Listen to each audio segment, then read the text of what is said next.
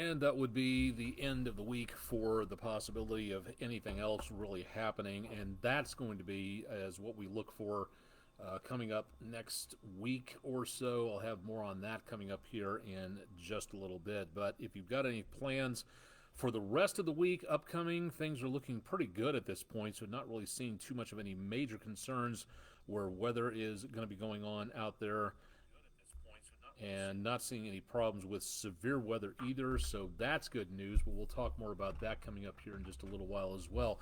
Our Paniagua Auto Mall weather question of the day, and going back into weather history for this one, I remember this from my Meteorology 105 classes back at KU.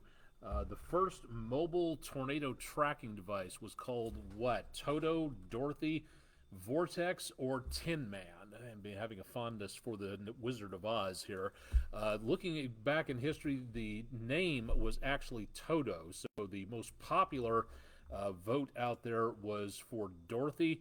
That was incorrect. The actual name was Toto for the dog. It was actually named the Totable Tornado Observatory. So really cool to be able to see that. Dorothy, that was the tornado tracking system in the movie Twister back in 1996. So it was close, but not bad. And as a point of trivia, my dad's mom's name, Dorothy. So just to throw that point of trivia out there for a little bit of family history anyway. I'm Chief Meteorologist Austin Onek. We are live on Twitch and Facebook, bringing you weather overtime for Friday night. It is a few minutes before 10 o'clock Eastern time, and it is kind of soupy out there for tonight. We've gotten rid of the rainfall. We're just not seeing much of anything else here. We've got some scattered showers well back over toward the Carolinas and the East Coast, but here in the News 12 viewing area, we've pretty much gotten rid of all of the rainfall for now. The moisture left over from that's where we're having the problems for tonight. Visibility down around CHI Memorial Stadium, the 7524 junction in south central Chattanooga on the Tomahawk crane and rigging camera. And as you can also see very easily, a lot of that moisture hanging around the lights, a lot of wet roadways, and a lot of spray being kicked up by the vehicles out there with just enough rainfall from earlier tonight. The view is not any better looking toward downtown Chattanooga. We're focused on Finley Stadium, where the Tennessee State High School football championships are going on. If you're in town for the championships, welcome to Chattanooga and enjoy the rest of the Tennessee River Valley area as we go into tomorrow. My daughter's alma mater, Houston High School, will be playing here tomorrow night. I believe they're playing Oakland, if I'm not mistaken. I can't really remember that, but I do hope that the Houston band, a couple of years ago when my daughter was there, they were the biggest high school marching band in the state of Tennessee. Hopefully they're coming along for everything and welcoming them to Chattanooga as well as everybody else. But for tonight, we've got a decent amount of fog and drizzle out there for this evening. That's our Bailey's Heating and Air camera. The view from areas around Island Cove, we're pointing it toward Tennessee 58 and Hunter Road intersection on the east side of Island Cove. We're aiming it here because if we point it anywhere else, spinning the compass around the area, we can't see anything. The fog is that thick. So we're getting, again, some good looks at the fog in the lights and also in the street lights and the traffic lights and the passing cars, showing a lot of that going on there, and a good indication about how poor the visibility has gotten in just a few hours. Visibility is a little bit better at Lee Point, Plainview Outdoor Advertising Camera, Highway 153, and the Highway 64 overpass, and very much on the sky shiny side, well back over to the south and west. You can barely even see the hill out there in the background, and hardly anything well on off to the south and to the east. Downtown Chattanooga, the Patriot Concrete camera usually can see Signal Mountain lights off here in the distance. Not the case tonight. We can barely see traffic on I-24 passing on through, and it's a lot better than what it was earlier tonight, where we had a lot of backups going on with traffic in and around this area, and then also seeing a lot of problems on the roadways at 2475 that we just showed you there. Speedy's Total Car Care camera, again, the lights of downtown, everything lit up by Finley Stadium. Looking across the Tennessee River and the bridges, the holiday lights up. Coolidge Park, not a lot of people out on the bridge tonight, not a lot of people walking along the river at Coolidge Park, so we are seeing not too much going on. It's kind of dreary out there. That's the word that the National Weather Service in Morristown used to describe everything tonight, dreary, and that sounds pretty well on target. The lights for the Chattanooga Zoo Asian Lantern Festival have ended for this evening. Give me a second here and we will spin the camera around to give us an idea as to what it looks like and if we can even see anything off into the distance. Going back to the west-northwest and taking a look toward Erlanger Hospital, showing again decent view back toward that area. At least we're able to see some of the hospital for tonight and some of the lights of the helipad out there and the lights at the interior of the building. All these cameras available on our website at wdef.com/weather. If you'd like to be able to see the EPB fiber optics WeatherCam network on there. The rest of the evening, temperatures have actually risen a couple of degrees, thanks in part to the southeasterly winds here. So the temperatures may actually be warmer tomorrow morning than what they have been for the last few hours. So our low temperatures may not be set until Saturday night, depending on how things go. So expecting some very mild temperatures out there in the next couple of days. What are we going to be winding up with into the near future? We've got one storm system kicking out of the southwest, and that's going to give us the potential of maybe some thunderstorms, especially as this area of warm air lifts its way back to the north and the east. And then beyond that, we've got a couple of systems trying to move in from off the Rockies. If these have enough oomph to them, we may see the potential of some cooler air coming down behind these systems, and that's going to drop our temperatures into next week. So that's something we'll be watching out for there. Taking a look, see if this is still in effect. From the National Weather Service in Huntsville, a special weather statement issued earlier on to talk about the potential for low visibility across much of the area, and that is where we may be running into problems overnight. So please use caution. This is not the night to go running around and going very quick over portions of the area for this evening. We continue again to see that potential out there. Now, right now, not bad. Visibility 2 miles reported at Decatur and Colmont in Tennessee. Everybody else reporting, at least at the recording stations, reporting unlimited 10-mile visibility. Again, that's just for right now. Going into overnight as we head toward tomorrow morning, especially right about sunrise, a little bit before sunrise, we could be looking at visibilities half-mile or less. Now, we have not seen anything from the National Weather Service regarding a dense fog advisory. I would be surprised if at least one of the 4 National Weather Services that cover our area did not issue anything coming up a little bit later on. Jeff Peterson from Dunlap, about 50 feet visibility at best.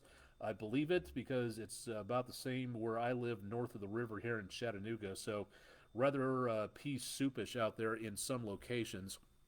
And to all the drivers out there, again, please use caution. Jeff Peterson reminds you of the Everglades.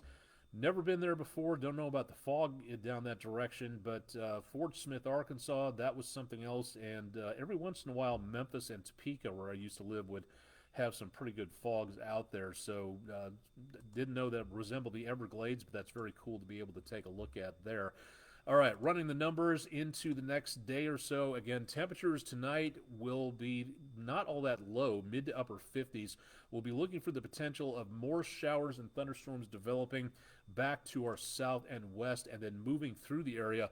This forecast has really stretched out the chances of rainfall, so it's going to be less in the way of anything forming around sunrise. Looks like it's going to be a pre-sunrise activity with showers and thunderstorms, and then that activity lingering through Saturday afternoon. So we could see the potential of some stronger weather out there.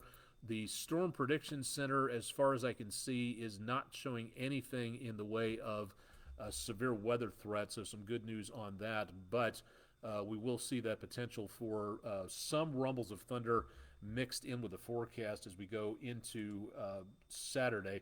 There's a possibility that by early Sunday morning we could see another round of thunderstorms out there. So heading off to church or Sunday school on the first Sunday of Advent, it looks like it's going to be very mild, low temperatures in the lower 60s, and then back into the mid 60s for high temperatures during the afternoon as the rainfall chances leave the area and head on out of the picture. Monday morning, the clouds will still be with us, but hopefully breaking up enough for some sunshine out across the area. And then as we get into the early part of Monday afternoon, it looks like we'll still have some clouds, but it looks like the sun will be trying to pop out at least a little bit. Now, again, with a dry atmosphere, some of these computer models latch on to anything in the way of a dry atmosphere, and the moment they see a peak of some moisture, they start throwing these raindrops in here. I don't think we're going to see anything on Monday. Matter of fact, the extended forecast looks like it is going to be causing us some problems with rain later on. We'll take a look at that coming up in just a little bit. We did not have a wind advisory in effect for too long today. It is possible some breezy conditions tomorrow afternoon, especially in the higher elevations. And then as we get into and around, and this is a little bit concerning here, we start seeing more wind coming in very early Sunday, and then wind gusts could be around 10 to 20 miles per hour as we go into Sunday afternoon. Doesn't look much worse than that. A little bit more wind coming in on Monday, so that could be kind of interesting there, but it looks like Sunday is where we may see the more concentrated amounts of possible amounts of wind out there, so I wouldn't be surprised to see a wind advisory taking place here either. Let me do the 7-day forecast here real quick so we can see what's going on and just run the numbers on this. This is where we're going to be seeing that potential for some cooler weather coming on through.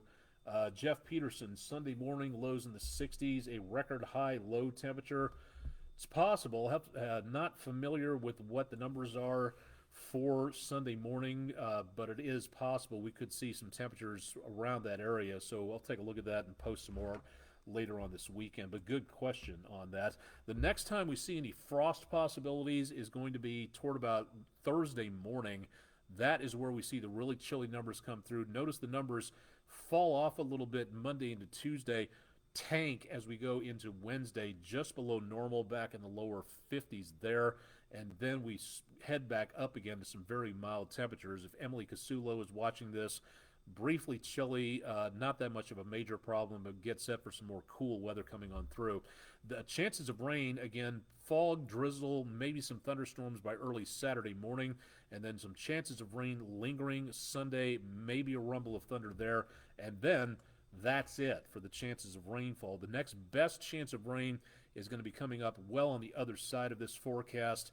That is going to be where it gets interesting because, and let me show you this on the extended forecast. For right now, the potential of us getting a whole bunch of rainfall doesn't look likely. Some just about to right over normal, according to the Climate Prediction Center's 6 to 10 day extended outlook. That's not bad, but there are some interesting signs coming up in the next couple of days. Going from the weekend, Sunday, those chances of rain early, and then lingering and getting out of here by early Monday.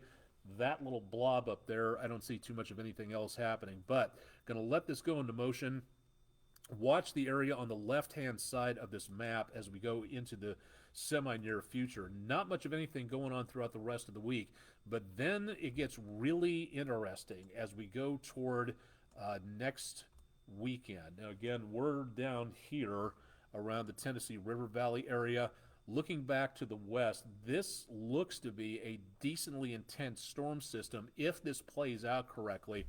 You can see the isobars forming that area of low pressure, tapping into the Gulf of Mexico moisture, so a lot of rainfall from the Delta all the way back up into about the Missouri River Valley, then some colder air coming on down. I'm thinking that this could be a boon for the ski lifts and the resorts out into Colorado and the Rockies, but it looks like a lot of that cold air is possibly going to wrap back around again Now, this goes out again about another 10 days, give or take. Beyond that, again, the forecast gets more wibbly wobbly. So it's interesting to take a look at this because this will be knocking on our doorstep at the end of next, not this weekend, but next weekend.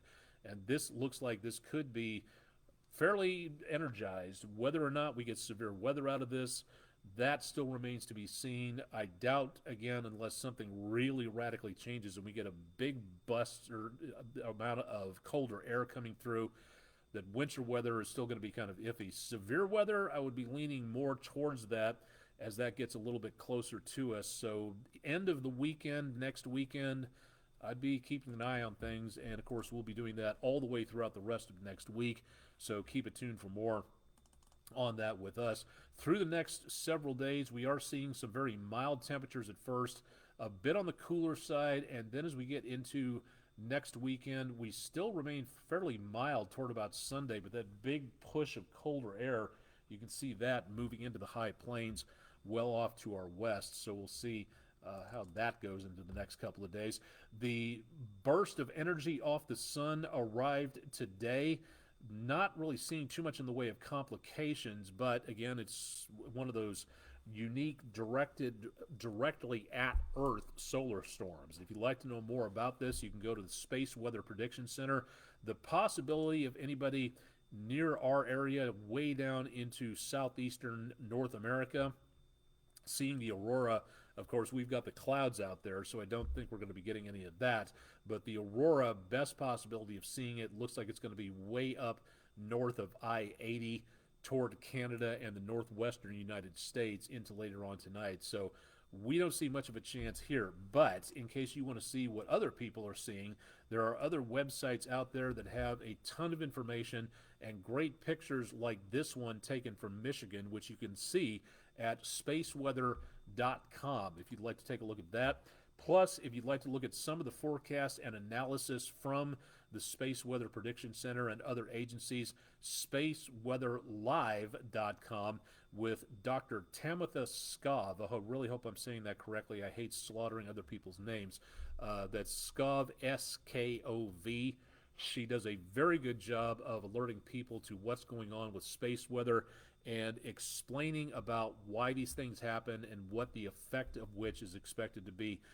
Really great pictures out there as well at some of these websites. So if you'd like to take a little bit more about that out there and see what goes on with the space weather situation, because the weather from our sun, the energy from our sun that gets thrown off the solar surface and heads our direction, is something that can really affect us here. If you don't believe me on that, look up the 1859 Carrington event, and that one will kind of convince you that we have a lot of work to do to guarantee that our life on the ground remains the same if one of those types of storms really one hits. So something to think about there. This one that came through, not really too much to worry about. Powerful, yes, but nowhere close to the 1859 event, so good news on that. Taking a look out into the tropics, if I can find out where I left that, we did not have anything to report. We finished up pretty much on schedule where the tropics are concerned, and the National Oceanic and Atmospheric Administration issued one of their statements for today. And what the heck did I do with that? Okay, here we go. It's, again, hurricane season ended yesterday, so you may be asking, why am I saying anything about this if the season is done and over with? Well, we can get storms forming before hurricane season, which is what happened this year, and they can form after hurricane season as long as the conditions are correct. We're not seeing anything here for right now, so again, this is very quiet. What was left of one of our last frontal systems way across the Atlantic, and nothing else forming at this time, so we're not seeing anything coming our direction, anything at this point in time right there. Jeff Peterson, Dark Side of the Moon, that is a complete and total misnomer. If you want to have some fun listening to Dr. Neil deGrasse Tyson explain things on there, Star Talk Radio is a good place to go to for that. The dark side of the moon, it looks dark because when the sun and the earth and the moon going around it, when it's facing the sun, we see it fully lit as a full moon, but when it goes around the sun and the sun is behind it, and we cannot see that. It looks dark to us. We call it dark because we've never seen it, because the moon is always in that same position on there. But no, the other side of the moon definitely gets illuminated when it's facing the sun. So we just call it the dark side of the moon because, well, humans. So that's something that it's a misnomer, but it's stuck. It's kind of like sunrise, sunset. The sun doesn't actually rise, the earth turns, but we're used to saying sunrise and sunset instead of morning earth rise or earth turning or something like that. So it's a matter of human foibles to have that taken care of, but good question nonetheless, and one that really focuses on the science. I think I forgot to take a look. Let's see what the numbers are on the almanac page, because I'm interested to see how much rain we got today. Wasn't much, but we did manage to pick up 1/3 of an inch, so that brings us up to a surplus for the month of December. But whether or not we actually got enough for Thursday itself to finish up the month, I think we finished up on a deficit for both the month. We're still at a deficit for the year, but that knocked our deficit down from about 9 inches to 8.5. This is where it gets really interesting, because we've got 30 days left in the year, and for us to make this up, we would have to get just over 2 and I believe 1/4 inches, give or take, to wind up with anything involving a surplus per week. That's a lot of rainfall, and I don't see anything like that happening, so it's a very good possibility that 2023 is going to go down as a very dry year. Very close to normal on the temperatures. We're right smack where we should be on the numbers, but we were a little bit warmer thanks to those southerly winds today back out of the south, so temperatures for lows were not really all that low for today. Thanking one of our own for a beautiful view from Dollywood. The Smoky Mountain Christmas lights are up. Thank you very much, News 12's web producer Courtney Goins, for a beautiful shot there. If you've got pictures around the area, we could use them. We're running a little low, so please send us some pictures at wdef.com, or drop them to our social media pages in the comments section. If you want to be anonymous, fine, not a problem, but give us a description and a locator of where you were, so we don't have to make up a story and get it wrong. So just give us an idea as to where you were and what you were doing and what you were seeing, things like that. And if you want to be anonymous, that's totally cool. We can make up a name and just say A Nonny Mouse if you want to have that there. Tomorrow, not the best day to be out. Fog, showers, not windy tomorrow, but picking up more winds into the rest of the weekend. And could be some thunderstorms out there, and out on a metal boat holding a metal rod with metal stuff all around you on water surface is not really a good place to be when there's a storm coming on through. Ditto that for anything out on the golf course. It is going to be a bit on the drizzly side tomorrow. It will be nice temperature-wise, but tomorrow you got showers and maybe some thunderstorms going on, so maybe a nice golf video game, or just rewatch Caddyshack once again. One of my friends from KU, Jim Young, golf pro back in Edmond, Oklahoma, could quote that movie backwards and forwards. Of course, he was on the golf team, so that was one of his favorite things out there. So hope everything's well in Oklahoma, Mr. Young, if you tune into this at some point in time. Weather where the troops are. Let's take a look and see what's going on around the rest of the world. Looking at Camp Bondsteel in the former Yugoslavia at the NATO base, 39 degrees, 4 o'clock in the morning in the Adriatic time zone. Calm winds, a little bit on the foggy side, so not much going on there where it comes to major amounts of problems with temperatures or otherwise. Into the Persian Gulf, naval support activity, Bahrain, 68 at sunrise, west to northwest winds at 13 miles an hour, keeping the temperatures quite mild, not bad for the Persian Gulf area for now. Little bit on the cooler side as we head way on up to our north and west, well into the Arctic Circle. Thule Air Base at Patuxent Airport, very mild considering, 33 degrees, cloudy, southeast winds at 6, so a bit of a wind chill. This place can get snow and below normal temperatures and wind chills. This is not exactly your sunny destination by any stretch of the imagination. So a nice place to check out, I guess, every once in a while.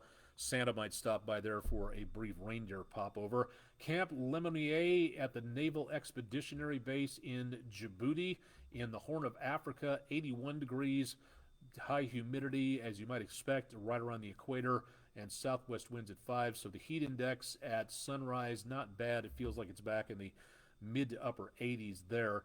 Let's go to Europe. Let's head to the Netherlands and areas right around the English Channel just east of there.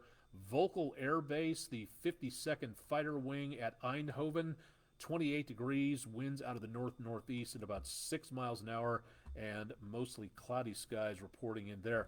Again, this is our little way of thanking everybody for wearing the uniform of our country and keeping everybody on the home front informed as to what's going on at a few places around the world. So thank you very much to anybody who has friends or family there. Keep tuning into News 12. We'll keep bringing you updates on what is happening at other locations around the world to keep you updated, especially at this time of the year when it is when a lot of folks are very far from home. Next week, Jackson and DeKalb County, Alabama, Northeast Alabama Community College in Rainsville, National Weather Service Huntsville will be teaching your county's areas severe weather training session to become a Skywarn Storm Spotter volunteer. That's a Tuesday, December 5th at 6 p.m., 138 Alabama Highway 35. Register to attend. It's totally free. Your tax dollars, my tax dollars pay for all this. So, again, this is a great opportunity to learn, basically getting back out of the government what your taxes put into it, to learn about severe weather. The more severe weather folks that are trained in Skywarn that we have, the better off we are all going to be, because more people able to look and listen and report back to the National Weather Service what is going on, that helps people like me tell people like you and everybody else out there what is happening, what people are seeing, which direction it is going. That can help everybody. So if you'd like to be a Skywarn spotter and you live in this area, this will be the place to go to on Tuesday, December 5th, and that is coming up again next week. So if you're in Jackson and DeKalb County, Alabama, please consider taking this course from the National Weather Service in Huntsville. Later on that week, that was Tuesday, now Thursday, from the National Weather Service in Morristown. McMinn County Courthouse in Athens, Tennessee, Thursday, December 7th, 2023, 6 p.m. Eastern. Again, this is totally free. So if you have an opportunity to attend, or if you can tell people about this so that more people get the notice about this. Again, I tell kids when I go out to grade schools, middle schools, high schools, if I saw something like this on your resume later in life that said you were a Skywarn spotter, that you cared that much about your community, that would have an impact on me as an employer. So just the idea that we can get more people to go out and become Skywarn spotters, that's a very good opportunity to serve your community, not chasing. You want to take a chase course, you want to be a storm chaser, great, do so, but start here first. And do not become what meteorology professor emeritus Charles A. Doswell dubbed storm chasing yahoos. That's not the way you want to be. That's really not the best example to set forth to the rest of the community, so please remember that. What about Chattanooga and Hamilton County? Your meeting is coming up next year, Friday, February 29th, 2024 at 6 p.m. at Hamilton County, in Hamilton County, Chattanooga, CHI Memorial Hospital on DeSales Avenue. Again, totally free, but please register. Why do you have to register? Because if there are more people attending, then if you have a room for 60 people and 180 show up, it would be nice to be able to get a room for everybody. So if you register to attend, that gives the National Weather Service personnel time to schedule a bigger room or to schedule another meeting because it's so popular. But they don't know you're coming until you show up or until you register. So please register for free. It's a great way to learn about severe weather. But again, this will be next year, Friday, February 9th, 6 p.m. Eastern at CHI Memorial Hospital for, again, the Chattanooga and Hamilton County residents. Now, if you can't attend one of these meetings because you don't have your own county being selected or offered as a location, again, you can show up. They're not going to check your license at the door, but they are going to, need to have a seat for you. So that's why you need to register. So if you are in Sequatchie County or, again, over toward Cherokee County into North Carolina, if you want to attend another meeting somewhere else, great. Just make sure that you go ahead and register first on that. Or if you can't do that, from the University Council on Atmospheric Research, finding out more about Skywarn, they have an online course you can take regarding the basics of Skywarn and the role of the Skywarn spotter. It's totally free. You do have to register for it, but it's a good way to register to take the course online. All you have to do is go to the Comet MetEd site, and that's at www.meted.ucar.edu. And of course, if you want to see any of these websites, we talk about these all the time, and we post them as often as we possibly can so that you know more about them. Again, you can take this course at your leisure. They recommend that when you do take it, after you take it and you pass with a certificate, sign up for an in-person Skywarn meeting like we just showed you, and then you'll be on the rolls of the National Weather Service in whatever location you are, so that if there's something going on and they say they need to talk to Mike Smith in Red Bank, or if they need to talk to Jane Jones in Fort Oglethorpe, they can call you and say, are you seeing anything? What's going on? And you can help them. So that's why you need to register to help out on that. Bishop Bob Midget, welcome to the show. Happy Friday and good evening and great weekend to you as well. Say hi to Mr. Josh for me. Expecting a rainy weekend in Columbus. Yeah, going to be getting some much-needed rainfall. Considering the fire situation that we had up until the last couple of days, very welcome to have this nice, decent, soaking amount of rainfall across much of the area. So definitely some good news on that for right now. Going to be needing a lot more. This is by no stretch of the imagination a drought buster. It would be nice if it was, but it's not. The good news, if you missed last night's weather overtime, just throw this in before we close things down for tonight. We did get some good news that last week's rainfall about 10 days ago did do us some good, in that we saw a drop. We were at the dark red exceptional drought situation across much of the Tennessee River Valley. We are now, instead of 5 out of 5, we're at a 4 out of 5 extreme drought situation. Limited good news there, but again, it is at least some reduction of the drought situation by maybe a little bit, but we'll take whatever we can get on that. So for right now, some good news where that is concerned. I think that should do it. We tackled the almanac. We got all that taken care of for right now. Severe weather situation, all updated on that. 7-day, we did the Paniagua Auto Mall weather poll. Okay, I think that's it. It's been a long enough week, so let's not make it any longer. And as of right now, we've been on here for just over 30 minutes. I didn't think we were going to go that long tonight, but that's okay. Nice to be on here talking about weather for the time being. I'll be watching things from home, and shouldn't be too much of a problem. Again, not expecting severe weather, no winter weather either, but it's something we're all going to have to watch. Meteorologist Todd Heislip will have your forecast starting at 11 o'clock Saturday and Sunday.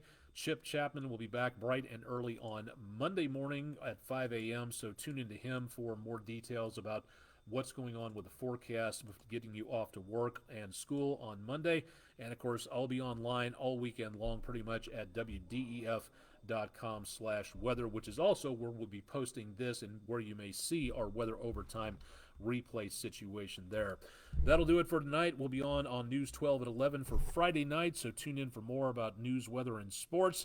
Again, if you're in town for the Tennessee State High School Championship games at the Finley Stadium area, welcome to Chattanooga. Hope you're enjoying the area, and hopefully have a safe weekend out there. Let's all be careful out there as we go through the weekend and the rain and the chances of fog and everything else. This has been Weather Overtime for Friday, the first day of the last month of the year. Thanks for joining us. Stay tuned for more with News 12 tonight and through the weekend, online and on air. And hope you have a great and safe weekend coming up. Thanks for joining us.